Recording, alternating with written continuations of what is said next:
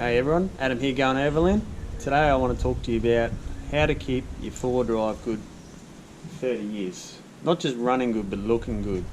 Some of it's pretty obvious, I won't go into that too much, like the mechanical stuff. Something's broken, fix it. But more about how to prevent rust, how to keep it nice and clean, and good resale when you're finished with it. So this truck behind me is about nearly 30 years old, and it's done some hard stuff. You know, it's been places. It's not a show pony. It's had a bit of a wash last night, just a gurney, because it was covered in mud. But I want to go over and how to make it look good. Now last weekend was pretty muddy up at Land Cruiser Park. We take 2 kids and the dog and the camper trailer, and there was a bit of a situation. Holy Magooly, holy Magooly. Oh, Jesus. Christ, oh my God.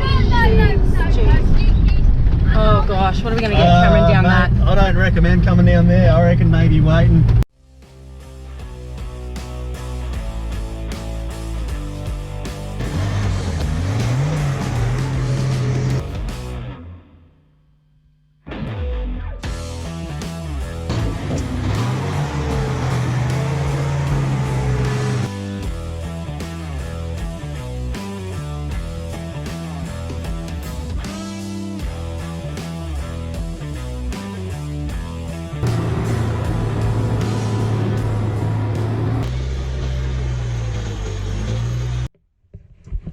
So as I said before, it's had a gurney, and you can see like some of the mud patches. So it's only had a gurney, but a lot of it's come off straight away.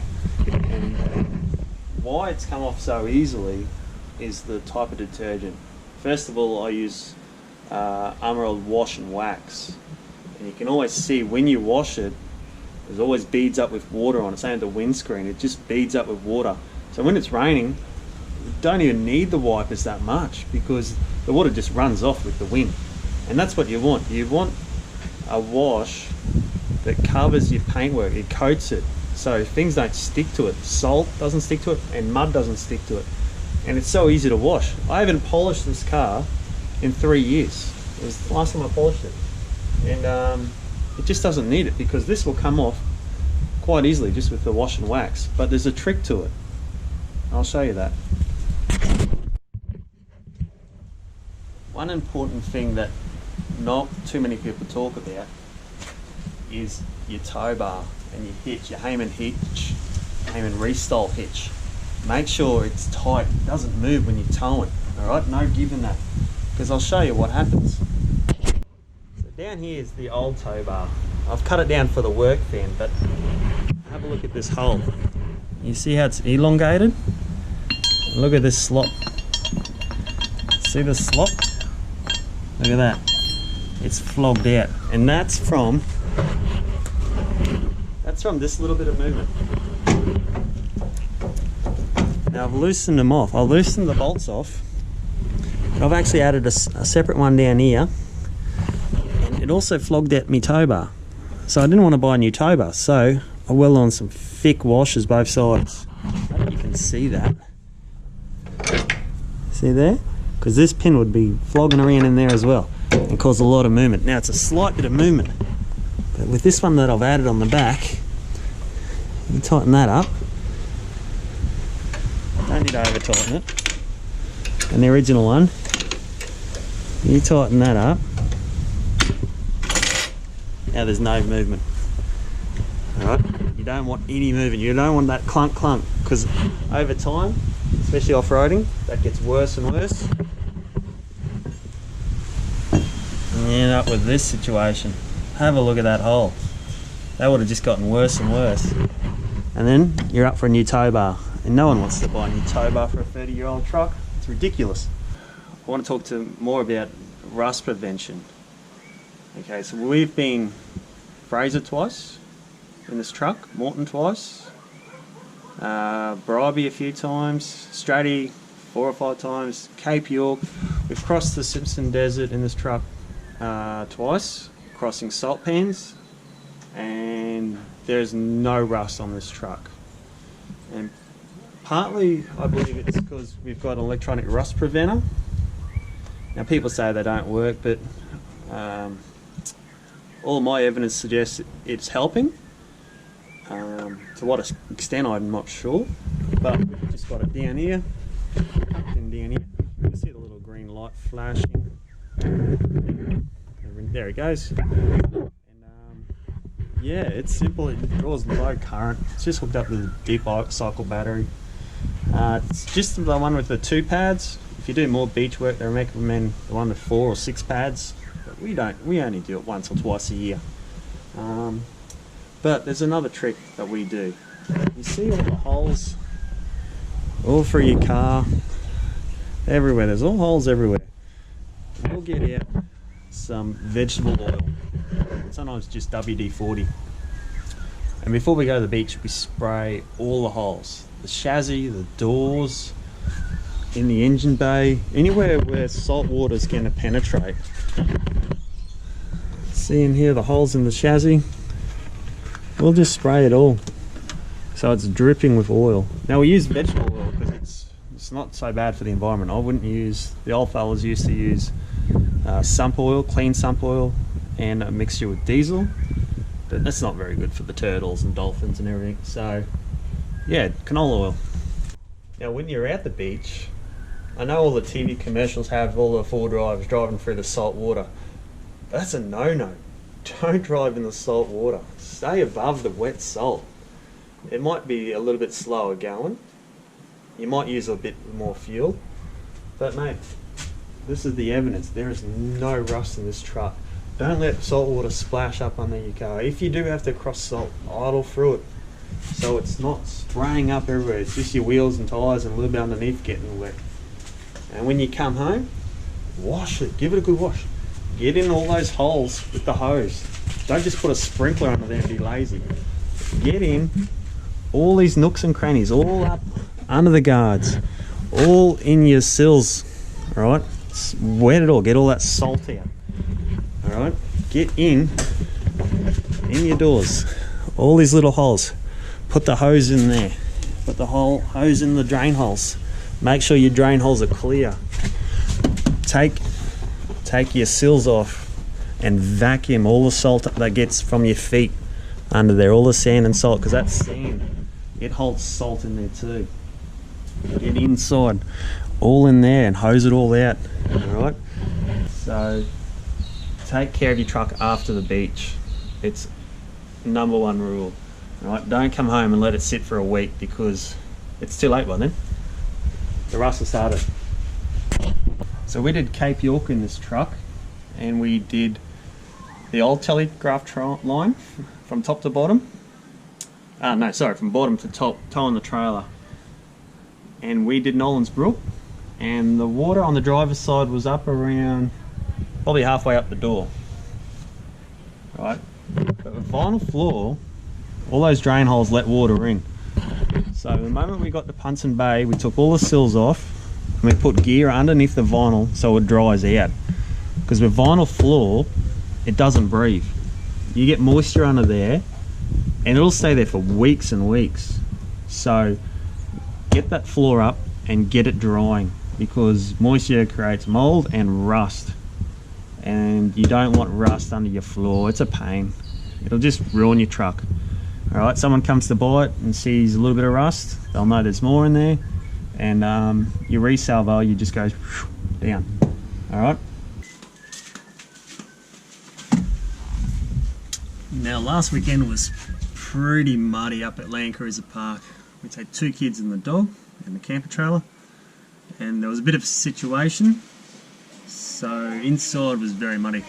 So before I wash the car, I always vacuum it out, so any dirt and dust doesn't attract the moisture and run down into your sills, and then it'll hold the moisture for a lot longer. You don't want, it's alright to get the car wet, but you don't want that moisture to stay in there for 2 or 3 days to dry. You want it to dry straight away. So if there's no dust and mud and moisture, it'll dry in happy days. Alright, so I'll take you through what we use in the secret.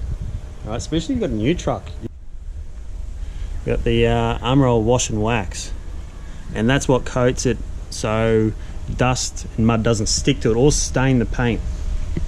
We've got the clean soapy water, 3 cups. Sometimes I put 3.5, it's pretty muddy. All right. 2 sponges, new sponge every time on the paintwork. That's the sponge from the last one, right?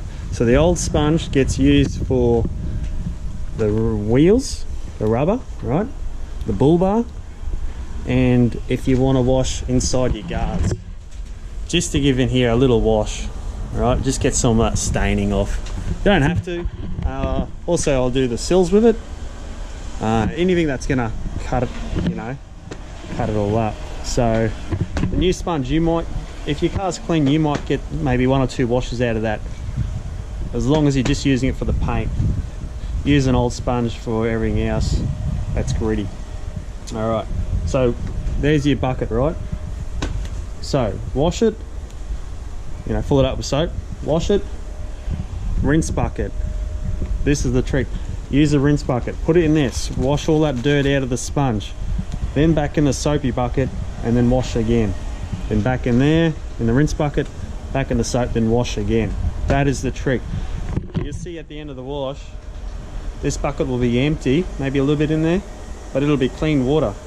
This bucket, I might have to rinse this one out twice, and it'll be brown and stained and muddy.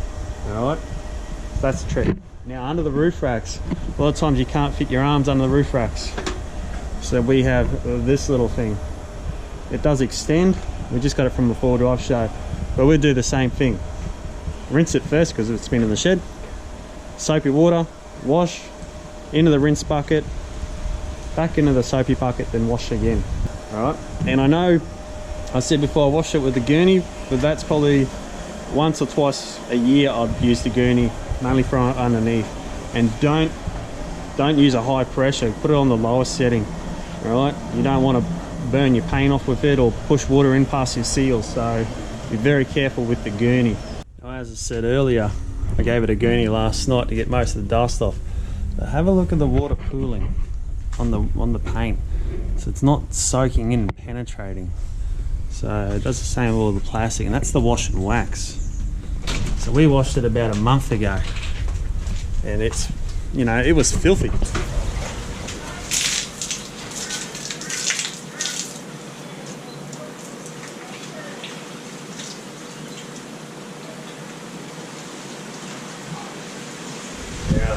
There's soap on here. Look at this. Oh, I didn't under there. Oh, little nooks and crannies. Can't get your hand in. It does extend. So you've got a caravan, people using caravans. Oh, mate. Never do this one here.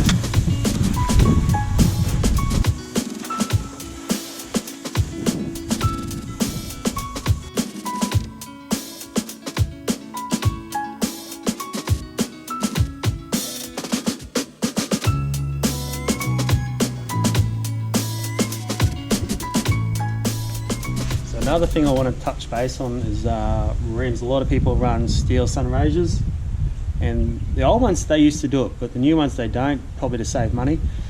And it has to do with rust again and longevity. Now you see it on this one before I wash it, you see the dirty mark? Well, that's the silicone I've put in there. I'll use clear on this one. Alright, so you seal that up. They don't do it anymore. I'll show you the spare, it's probably a bit easier to see. It's in the sun. It's a black one, I've used black silicone. Seal this up so you don't get mud and dust and crap in there, and then you get the moisture, and then 5 years time they start rusting. Right? Seal that up. When we're at home and we do a service, always run the winch out. Run it out, get some heat in the motor and the solenoids, make sure everything's working, make sure your rope's okay. Do that every service. You know, should be doing it 3 or 4 times a year at least. All right, don't let it sit there for 2 years. Then you need it out in the track. The thing don't work. Do that. Do your servicing, all right? But your oils, your diff oils, your brake fluids, change them regularly. Flush the system out. Your clutch fluid. All those fluids, they get moisture in them. You get rust inside your brake lines. Phew, it costs a fortune to fix that. Okay, I just want to show you the wash bucket. So we still got to do the tyres themselves and the side step. I want to show you the buckets. So this is our wash bucket, and know if you can see, there's got a little bit of sponge in there, but you can see, put my hands in there, see the water's crystal clear. Now have a look at this bucket. This is the rinse bucket. I don't know if you can see any of that. Maybe I'll, oh, I don't want to pour it near the car I just washed. Come over here.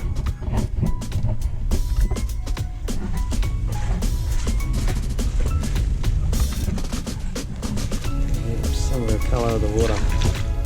See that? It is filthy. There you go, that's a good shot of my hands. So this is the rinse bucket, and look at all that dirt that's not going in your wash bucket and then back onto the car. Alright, so make sure you're being four-wheel driving, even if it's just on the road, you probably should use a rinse bucket. Alright, keep the clean water for washing it. Get this dirty water away from the clean water. There you go. Have a look at that. You don't want that back on your paintwork. Alright, the last bit I want to talk to you about is all your rubber seals, all the vinyl inside, dashboard. This has got a vinyl floor, so all that stuff. Even the rubber on the outside, the plastic on the outside, the awning bags. Right, I use Armor All Protectant on all that. Go around all the seals. Put on the rag, and it just coats it all and keeps them soft. Have a look at this. Is a 30-year-old seal, and look at it. How good it is. I mean, it's got a bit of wear on it, a bit of age. It is 30 years old. This awning must be 5 years old. This awning, it's still in really good nick. Have a look at these seals. This is the original seal. It's got some wear where the window is, but you know, the protectant really helps. All right. Last thing you want to do is have to go around all your seals. So I haven't done these seals yet. I haven't done the car with the protectant yet. But have a look.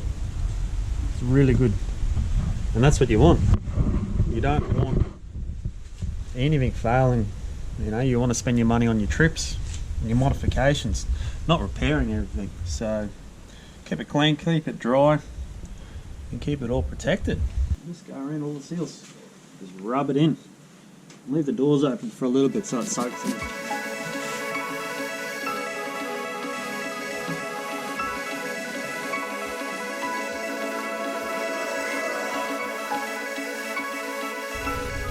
Okay, so we're pretty much done, so I'll let you have a little look, see what it's like.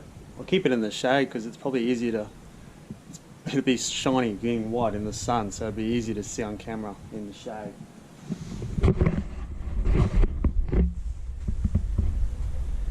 Alright, like I said, it's no show pony, it's no trailer queen, so there's a few dings and scratches in it. Have a look. She looks alright, doesn't it? 30 years old, almost 30 years old. 300 and something, 310,000 Ks on it. And have a look.